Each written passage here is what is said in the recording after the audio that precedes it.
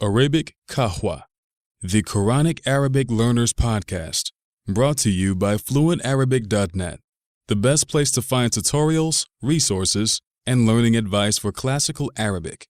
Visit the blog at FluentArabic.net. ومن ينفق الساعات في جمع ماله مخافة فقر فالذي فعل الفقر. وإذا ظلمت فإن ظلمي باسل مر مذاقته كطعم العلقم. ألم تعلمي أني إذا الضيف نابني وعز القرى أقري السديف المسرهدة. Assalamu alaikum wa rahmatullahi wa barakatuh. Welcome to another episode of the Arabic Qahwa podcast. We have Sheikh Abdul Rahman joining us again from Kuala Lumpur. Ahlan wa sahlan ya Sheikh Abdul Rahman. Thank you for having me. Allah barik feek. Jazakallah khair. Today the topic again is going to be poetry. We love poetry and we have a very special poet to talk about today. Today we'll talk about Al-Hutay'a.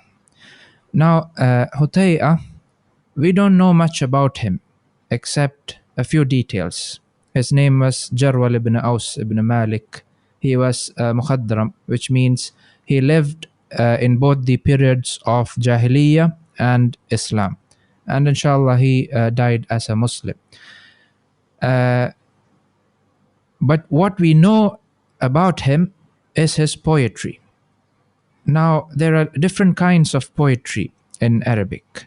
Arabic poetry is classified into different categories. There is Shi'rul Ghazal.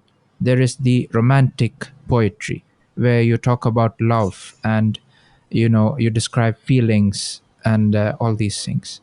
And then there is Shi'rul Wasf, which is the poetry which describes something. So we have the poet describing his horse or his sword or a beautiful woman that he loves. We have poetry which talks about wisdom, the hikmah. We have poetry which is all about boasting about one's lineage and one's tribe and one's greatness and bravery and so on.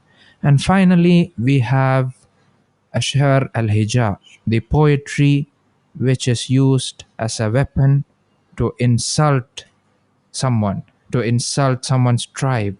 And this was a powerful weapon with the Arabs. And Al-Hutay'a was a specialist in this kind of poetry. Now, Hutay'a, his poetry was so powerful, people were so terrified of him that he would just go to a tribe and people will just welcome him and, slaughter camels for him and give him free dates and free food and let him stay as long as he likes. Because if Hutay'a attacks you in his poetry, that might spoil your reputation and the reputation of your tribe for decades to come. So they would just give him all these things. They would just feed him and, make him happy just in the hope that he would not attack them. And this was how powerful poetry was back then. And Hutay'a, he insulted everyone. SubhanAllah, he insulted his own father. He has, poetry about his own father. He attacked his own mother. He attacked his own wife. The poetry, the lines, when we read it now, it seems very funny. But it is, he said some very mean things about a lot of people.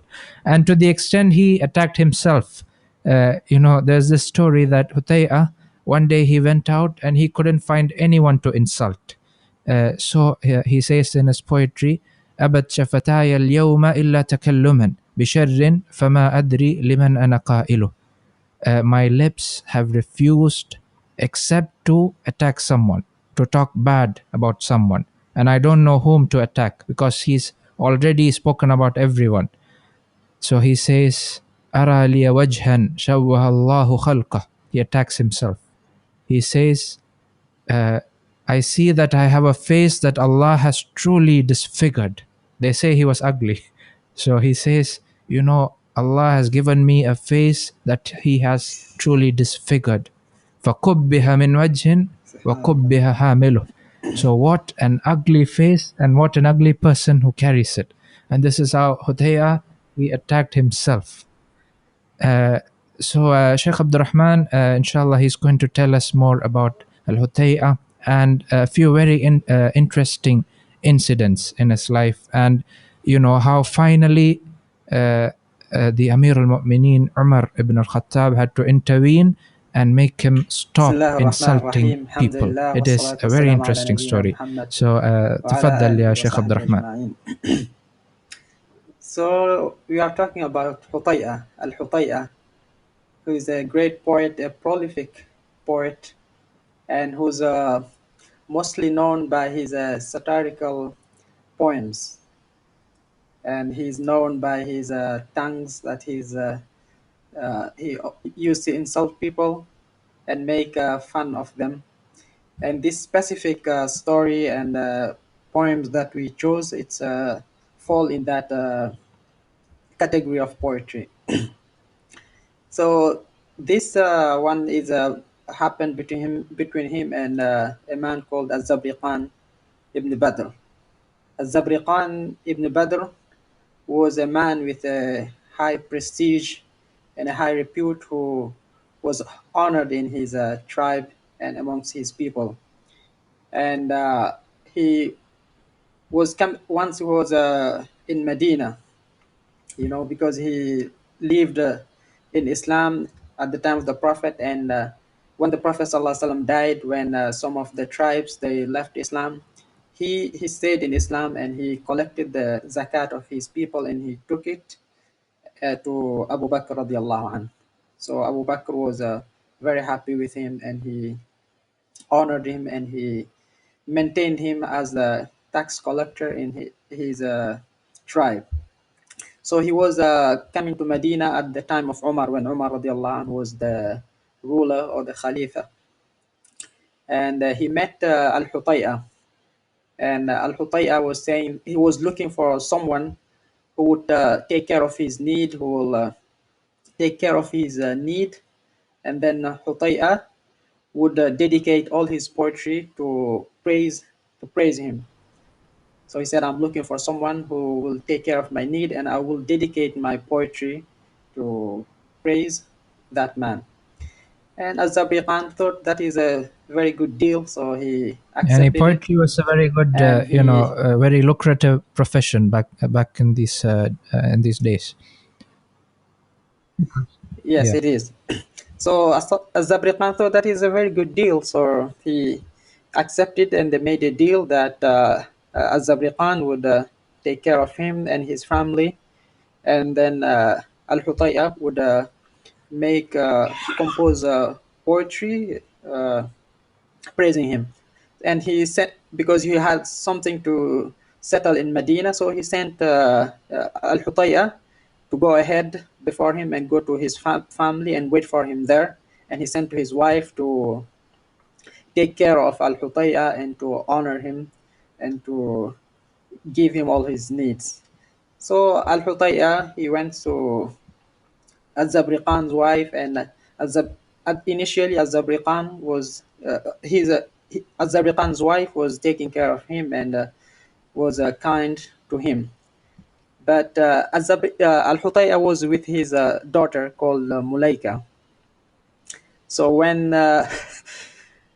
and he had also some rivals in his tribe, a man called Baghid ibn Shammas. So there was some rivalry between Baghid ibn Shammas and Az-Zabriqan ibn Badr.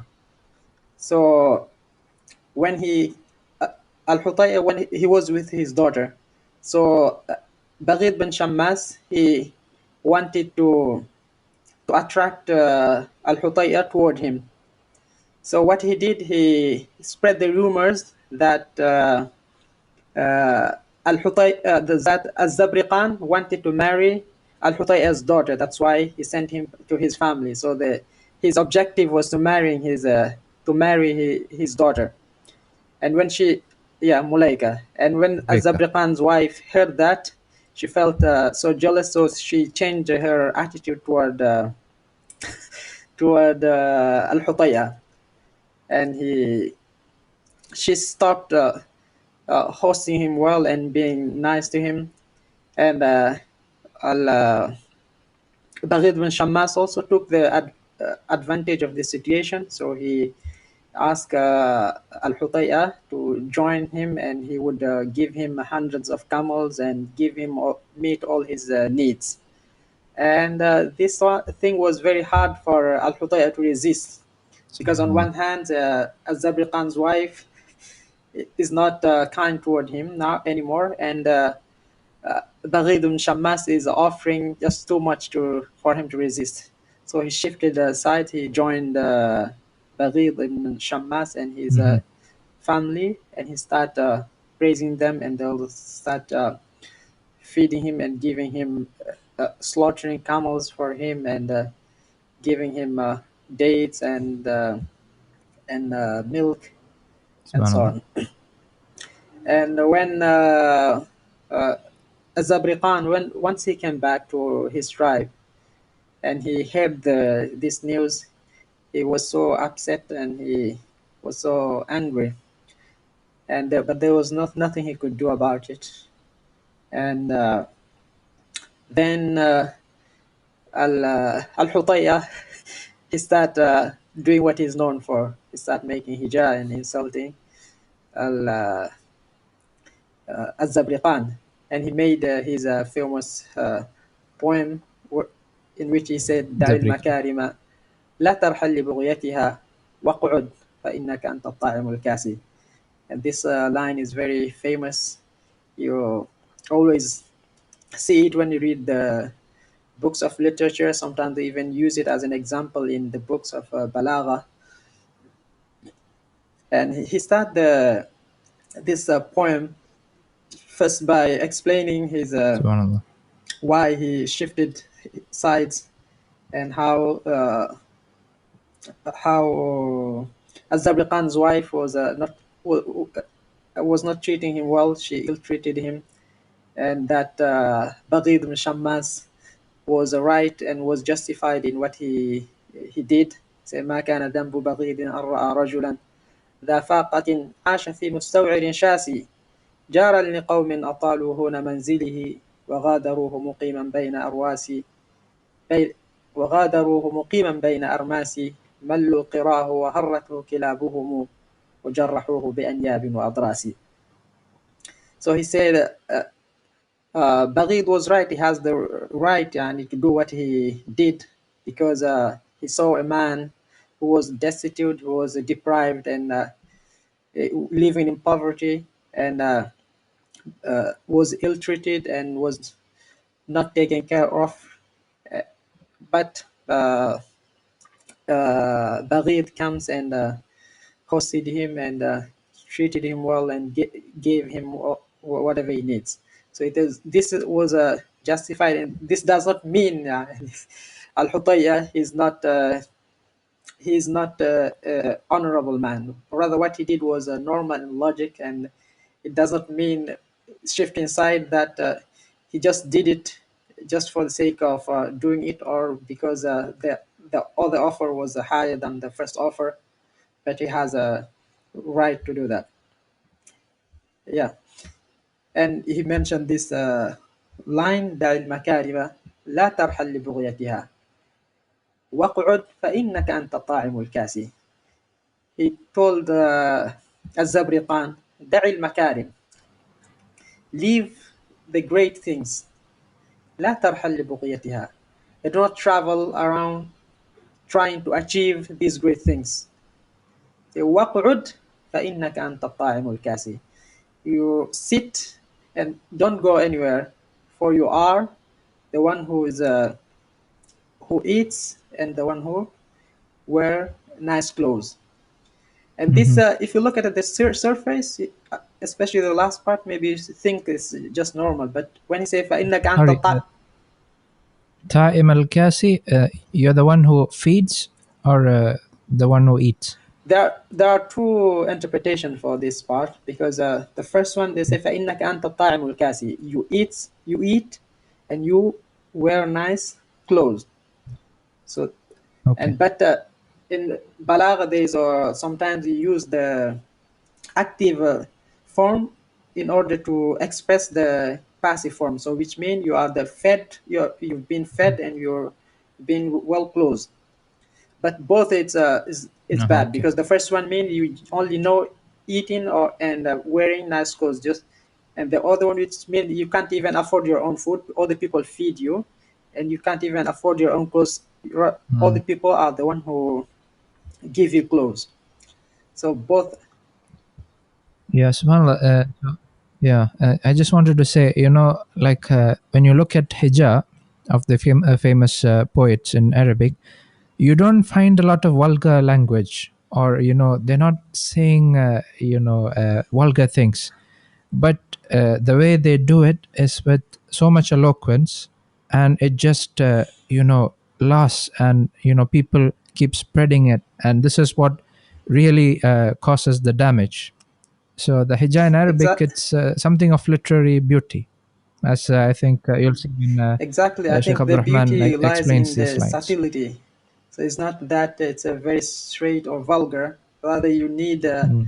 certain level of understanding to see it. But all the people who knows the poetry and know the context know that it's really bad. So that's why when he said this one, uh, Mm. Al-Zabriqan, he was very upset and very sad. So he went straight to Umar radiallahu anhu, and he complained about Al-Hutay'a. And but Umar asked him, what did he say? And he read this line: دع المكارم لا ترحل لبغيتها وقعد فإنك أنت الطاعم الكاسي. And then Umar say, oh, there is nothing wrong. I don't see anything wrong in this line. He didn't mean anything bad. Rather he meant that you eat well and you you wear nice clothes. There's nothing wrong with that. And because he wanted to give Al-Hutay'a the benefit of the doubt. So Az-Zabriqan say, then ask Hassan. And Hassan was the poet of the Prophet. He was an expert in this. So Omar asked Hassan if this is an insult. And Hassan say no, he didn't insult him. Rather, he defecated on him. So this is even worse than insult, this line. So Omar then had to do something about Subhanallah. it, because this is really bad. Now Subhanallah. he ruined the reputation and the prestige of Zabriqan ibn Badr. So he put him in, he jailed Al-Hutay'a, and Subhanallah. he, because at those time the jail they have was kind of well, they dig a small well and put you in there. They didn't build these the prison prison we have nowadays. So he put him there for some times, Mm. and Okay. Al-Hutay'a, he wrote some other Subhanallah. lines trying to ask Umar Okay. radiallahu anhu to forgive him, and because he has a family and he has children who needs him, in which he said, ماذا تقول لأفراخ بذي مرخ حمر الحواصل لا ماء ولا شجر ألقيت كاسبهم في قعر مظلمة فاغفر عليك سلام الله يا عمر. Say, ماذا تقول لأفراخ بذي مرخ. He asked Umar, ماذا تقول لأفراخ بذي مرخ. What will you say to chicks, small chicken, بذي مرخ, in a place called Marach, that's his place where his children lives. حمر الحواصل. So he likened these children to small chickens or to small Okay. birds. Say these bird, they are so young that even their stomach, they are so young and they are so hungry, even their stomach is red, Mm. became red. لا ماء ولا شجر, because they have no water and there is no trees that they can eat from. In the meantime, ألقيت Mm. كاسبهم في قعر مظلمة. You have put their breadwinner, the man who looked Mhm. for the living, في قعر مظلمة, in a very dark rock bottom. يعني he means hole. He means the prison where he in. Say, فاغفر عليك سلام الله يا عمر. So forgive, and may the peace of Allah be Whole. upon you. So Okay. he's trying to explain to him that how his children needs him. So it should not be there, because he has to seek for a living for his family, Subhanallah. and his young children, they need him. And when Umar radiallahu anh, when he heard these lines, he felt so bad for him, because these lines are very strong and they really touch the emotions if you really understand what they mean.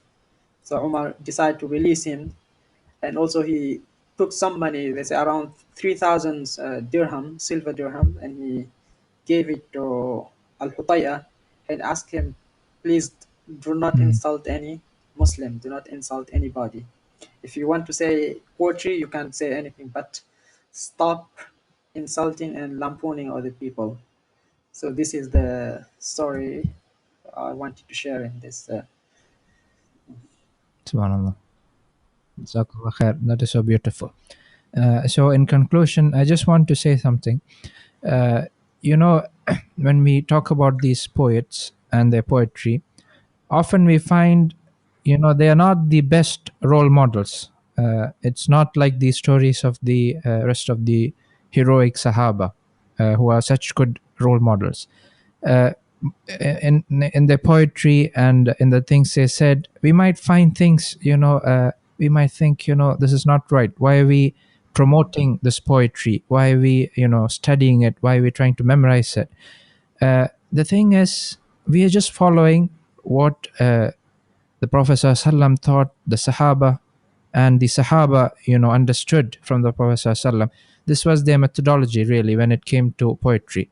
They used to, appreciate poetry, and they used to learn it and memorize it. Ibn Abbas radiallahu anh, he used to memorize so much poetry. And poetry, it contains all these things. It talks about women, it talks about a lot of things.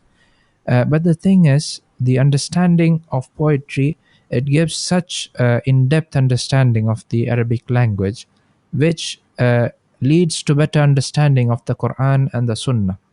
So if you read the tafsir of the Quran, when they want to explain certain words, we find they go back to poetry to explain the exact meaning and the exact usage of the word.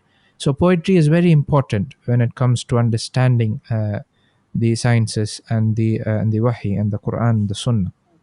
So I just wanted to clarify that, to appreciate poetry, it's a part of our deen. So I hope you enjoyed this, and we hope to see you in the next episode. Jazakumullah khair. You have just listened to the Arabic Qahwa podcast. Subscribe to our podcast on iTunes or Google Play. Please take a moment to leave a review. Thank you for listening.